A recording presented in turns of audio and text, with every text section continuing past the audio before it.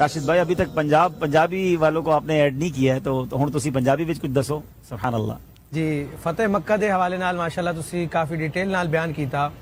نبی کریم رؤوف الرحیم صلی اللہ تعالی علیہ وسلم اہل مکن قریشاں معاف کیتا.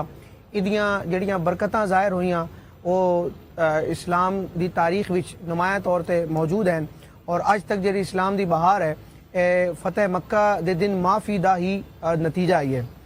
اللہ تبارک و تعالی سورہ نصر وچ ادا بیان کیتا ورأیت الناس یدخلون فی دین اللہ افواجا کہ محبوب تسی تکے سو کہ لوگ اللہ تعالی دے دین وچ فوج در فوج قافلیاں دے صورت وچ داخل ہو سن. امام شمس الدین ذہبی رحمۃ اللہ تعالی علیہ سیر اعلام النبلاء وچ ذکر کیتا کہ نبی پاک علیہ الصلوۃ والسلام جدن سوال کیتا کہ اج تسی میں کولو کی امید رکھ دیو تے انہاں ذکر کیتا انہاں اگو عرض کیتی کہ تسی کریم ہو کریم والد دے شہزادے ہو. نبی پاک علیہ الصلوۃ والسلام ارشاد فرمایا اج میں اوہی کیساں جڑا میرے بھائی حضرت یوسف علیہ الصلوۃ والسلام اپنے بھائیاں نال کہا کہ لا تثریب علیکم اليوم اج تواڈے تے کوئی الزام نہیں ہے تسی جاؤ تسی آزاد ہو.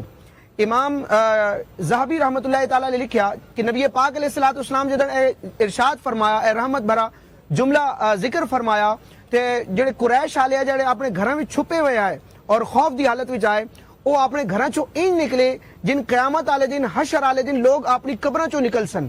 یعنی جوگ در جوگ لوگ نکلے اپنے گھراں چوں اور نبی پاک علیہ الصلوۃ والسلام دا کلمہ پڑھ کے اسلام وچ داخل ہو گئے اور کثرت نال مسلمان دار اسلام وچ یعنی مسلمانوں دی تعداد وچ اضافہ ہویا. تے معافی دا مطلب اتنا بڑا ثمرہ اور اتنا بڑا نتیجہ کہ اگر اس دن بدلہ لیا ویندا اور انتقام لیا ویندا تے شاید وہ کامیابی حاصل نہ ہوندی. یہ نبی پاک علیہ الصلوۃ والسلام دی کرم نوازی ہے.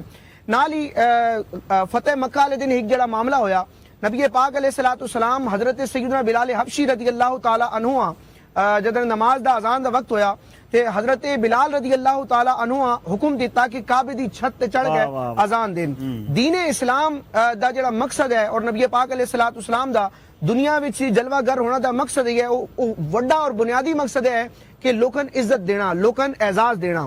یعنی کفار قریش تک لئیے زمانے جاہلیت تک لئیے غلامہ دا جڑا دور آ اس غلامہ دی کوئی عزت نہ ہوندی لوگ اسن حقیر اور گھٹیا سمجھ دیا ہے.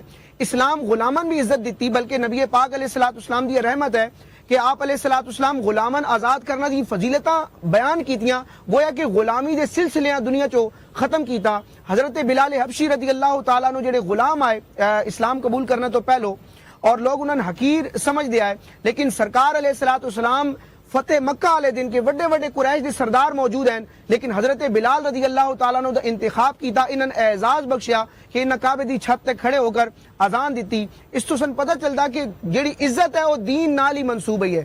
دین ہی عزت دیندا اور دین دی وجہ تو ہی عزت ہوندی ہے. اگر اسی کسی دی عزت کرنی بھی ہے تو سن معیار یہی بنانا چاہیے کہ دین نال کتنا مخلص ہے دین دا کتنا پابند ہے. جڑا دین دا پابند ہے وہی عزت دا حقدار. واہ واہ بڑی کمال کی بات ہوئی کہ حضرت بلال حبشی کو یہ سعادت ملی کہ کعبے کے فتح ہونے کے بعد پہلی اذان حضرت بلال حالانکہ حبشہ کے رہنے والے غلام رہ چکے ہیں غریب انسان مگر نبی پاک نے ان کو کعبے کی چھت پہ چڑھایا. بڑے بڑے سردار موجود ہیں مگر اللہ پاک نے ان کو کیسا یہ مقام بھی دیا اور پھر مؤذن رسول اور پھر جو چھت پر جا کر جو انہوں نے اذان دی ذرا منظر سوچو کیسا ہوگا کہ جہاں اذان دینا مشکل تھا وہاں کعبے کی چھت پہ چڑھ کے حضرت بلال کی خود کیفیت کیا ہوگی ان کو خوشی کیسی ہو رہی ہوگی.